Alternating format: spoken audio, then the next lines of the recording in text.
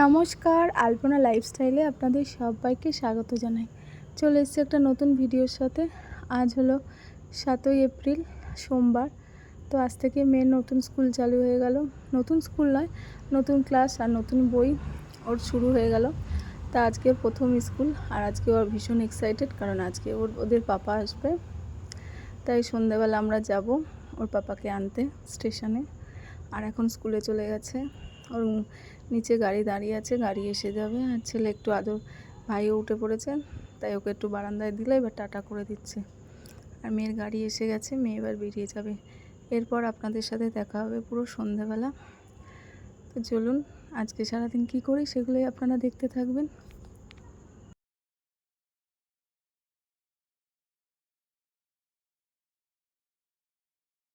ওই যে আমার মা এখানে চলে এসেছে রেডি হয়ে। দোল এদিকে এদিকে এদিকে এদিকে। সো এইটা হচ্ছে আমার ছোট্ট ভাই, বলো দিদি।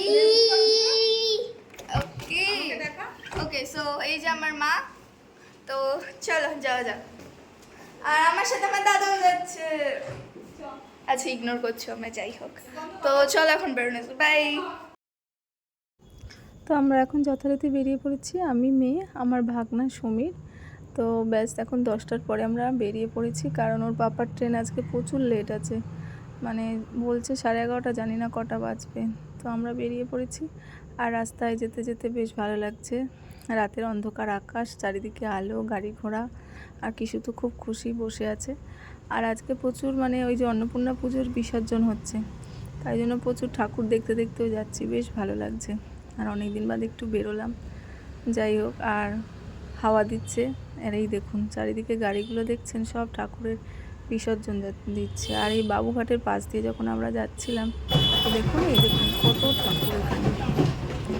দেখলাম সবাই সিঁদুর টিঁদুর খেলে একাকার, নাচ গান, ঢোল বাদ্যি সমস্ত কিছু বাজছে। আর এইসব দেখতে দেখতে আমরাও যাচ্ছি। আমরা প্রায় আর কিছুক্ষণের মধ্যে স্টেশনের কাছে পৌঁছে যাব।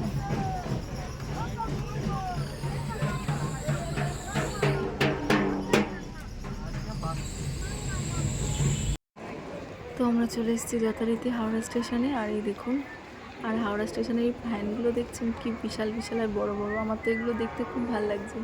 তো এসে দেখি এখন ট্রেনের কোনো খবর নেই। তো আমাদের এখন ওয়েট করতে হবে। আর কিছু তো একটু দুরন্ত করছেই, মানে কি বলবো, ভীষণ ছটফট করছে। তাই জন্য দেখি ওকে একটু কিছু খাইয়ে টাইয়ে দিতে হবে, বা কিছু একটা দিয়ে ভুলিয়ে রেখে বসতে হবে।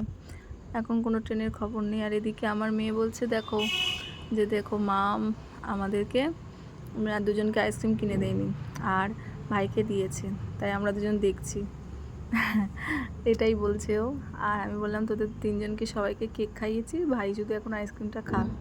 আর মেয়ের একটু ঠান্ডার প্রবলেম আছে। আর এই যে সেই মুহূর্তে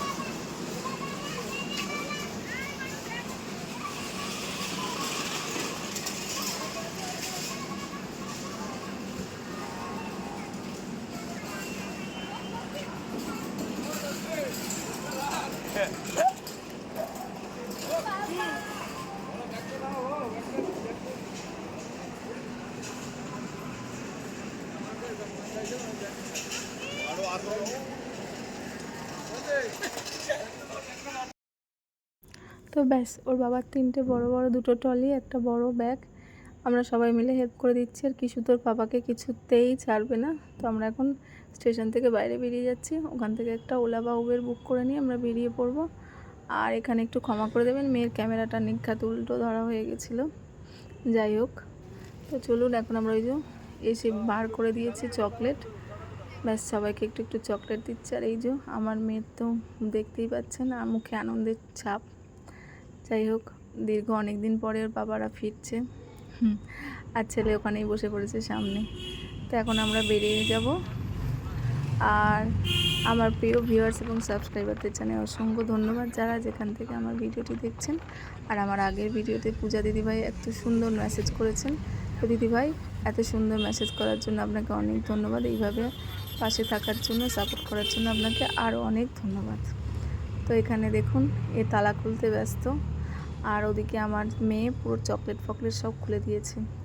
তো এখন বাজে প্রায় রাত্রি 2টো, জানেন। আর এই দেখুন আজকে ভিডিওটা এইটুকুনই ছিল, তাহলে আসি।